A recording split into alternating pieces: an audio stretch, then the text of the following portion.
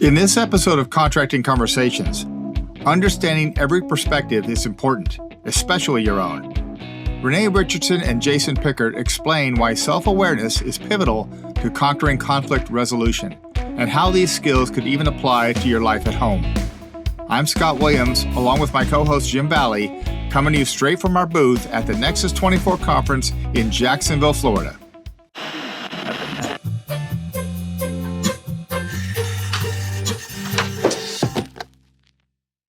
Hey, we're here at Jacksonville, Florida at the NCMA Nexus conference, and I had the pleasure of speaking with Renee Richardson, who is a consultant, and Jason Pickart from DoD CIO.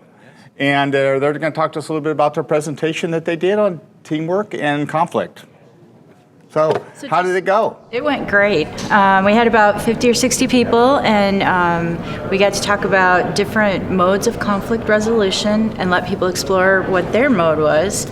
And then we rolled into some role playing. And I'm going to let Jason talk about the different conflict modes. Right. It's loosely based on the Thomas Kilmann conflict mode assessment. And the fun part about the application is that someone who's typically an avoider of conflict, in the scenarios that we created, they would have to be a competitor, what we call a shark in some of the animals that we use in the stickers that we were giving our attendees.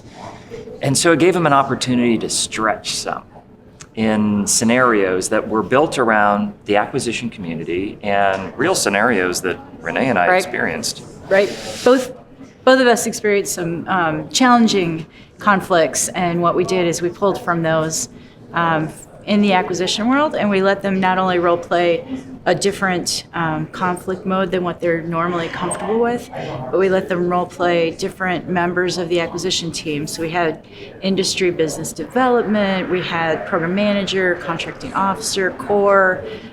So we kind of rolled all that together, and it gave them an opportunity to have some fun, but really stretch seeing things from somebody else's seat, because a pricer comes to the table with a different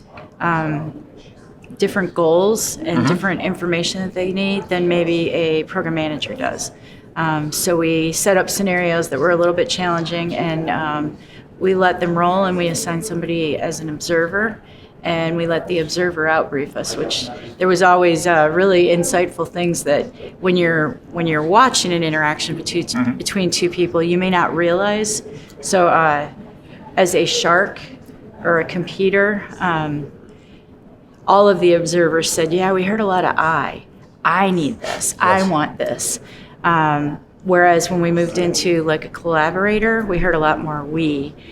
So we had a pretty robust, probably, hour and a half session where we got to trade roles and we got to trade conflict resolution modes so that they can identify if they're in a situation, I'm dealing with a shark, and here's what works with a shark. And so they also can self-identify. So with their spouses, maybe, oh gosh, I'm being a shark. Maybe I need to move to collaborate, or I'm avoiding. And prior to the practical application, we did do an assessment with the group so that they understood what their primary, their most used conflict mode was, and their least used conflict mode. And then we explored each one of them and gave them some ways to be able to balance some of those conflict modes. Typically within the acquisition community, we have very few avoiders. And for example, let's say in a home perspective, we may have a spouse or partner or family member who really does avoid conflict. And if we're collaborative, naturally, like many folks in the acquisition community, the person who is an avoider of conflict feels like they're constantly in conflict with a collaborator, and the collaborator's trying to solve a problem together. And so it gave them the opportunity to understand that perspective and then to try on those different hats in the practical exercise. Well, that sounds like a real fun way to learn and to resolve these type of issues that come up. And with the theme, the conference, with all the different functionals that attended, and getting that mix, realizing that they all have certain things they want to accomplish, but it's a team that is trying to accomplish, and with the industry partners partnering to get the end result that everybody would like to see.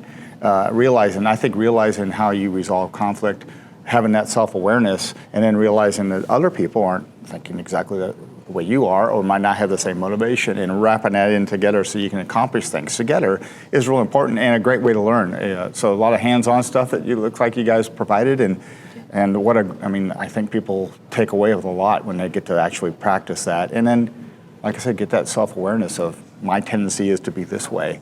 And I think a lot of people too, on the job, they might have a tendency to do resolve conflict one way, and then in the home, they might have a totally different way of doing it because of the role they may see themselves in. So it sounds like a really, really cool thing that you guys did. So they had fun. Yeah, and they had fun, which is, my experience is I learn a lot more when I'm having a good time and I'm enjoying it, and you can really get immersed into it. So it sounds like you guys had a real good presentation and some good participation. As you said, you had like 50 some odd people. Yep. So did you have, how many groups were you guys working with? We broke them into teams of 5. Teams of 5? And then we rotated around to be either negotiator number 1 or 2 or the observer. So everybody had a chance to role play.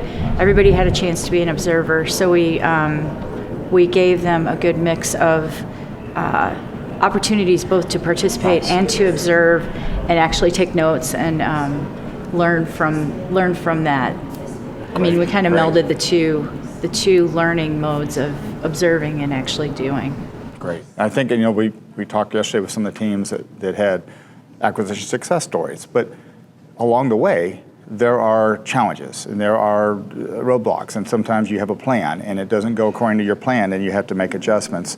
So realizing that, hey, there's going to be conflict within the team and outside the team, and maybe from other players that are interacting with the team from outside, and having good resolution skills to deal with that and to realize that, hey, we can overcome this, we can work together, we can resolve things together is really important. So I think that those are great tools to give folks. And sometimes we don't get a lot of that type of training, And like you said, you have people that come in and if they have a mindset of one particular way, it's nice to realize, hey, there's other ways we can do things. There's other ways we can resolve conflict as opposed to maybe my normal strategy or maybe what they think their role is supposed to be. So that's great.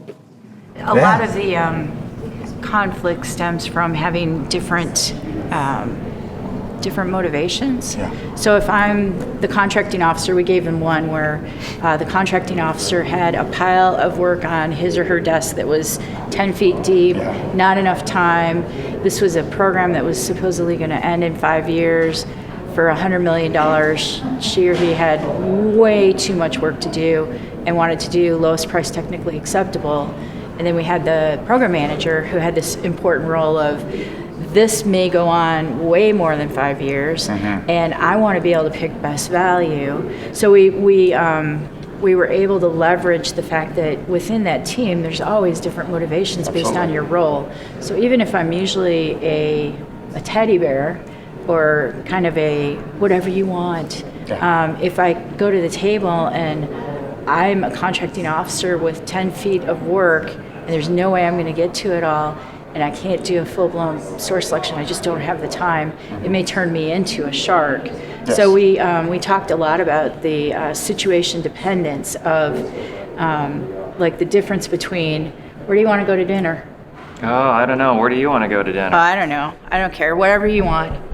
Yes. I've got so much work to do, I can't possibly see straight, and you want me to do a full-blown best value source selection for something that's only going to last 5 years. Right. So it was fun to insert catalysts that kind of drove some conflict that you would find in the workplace. Absolutely. You find those outside pressures that people bring in that the other team members may not be aware of. Exactly. You're not realizing that you have all this work to do and that you're under that kind of stress or strain, and the program manager or industry or whoever it might be that you're relating to. Exactly. So that's wonderful. And we had some really great actors. We did. Oh, that's pretty cool. Like some folks really got into a role, huh? Absolutely could totally become improv actors. Awesome. And sometimes the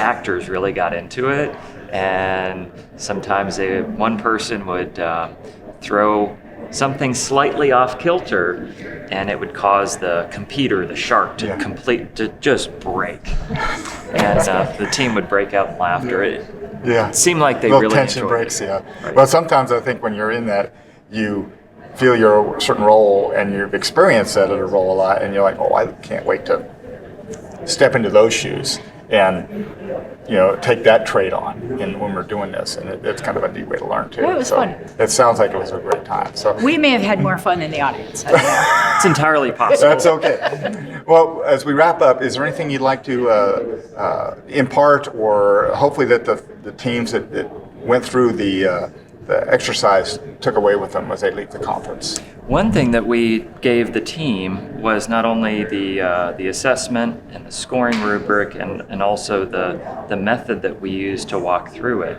so that they could take that as a packet and literally apply that at home. Awesome. Or in their office. And they had all of the tools, and they will be successful in running another simulation just like that. That's awesome. You can take this and they can grow and take it back to their office, and right. as they run into conflict, they'll have some tools that they can deal with. Share. So that's well, great. And share with their coworkers coworkers or family. Or, a lot of them wanted to family. take it home to their spouse. Hey, this might help. It's not like we don't have conflict and resolution within our own private lives too. Everybody has it. So Right. that's wonderful. Thank you so much for stopping by Thank you and for spending a few minutes talking with us. I appreciate it. Thank you. So folks out there, make sure you smash that like button. You can follow us on YouTube or Apple Podcasts or DAU Media, and we look forward to having some more time with you in the future. Thank you.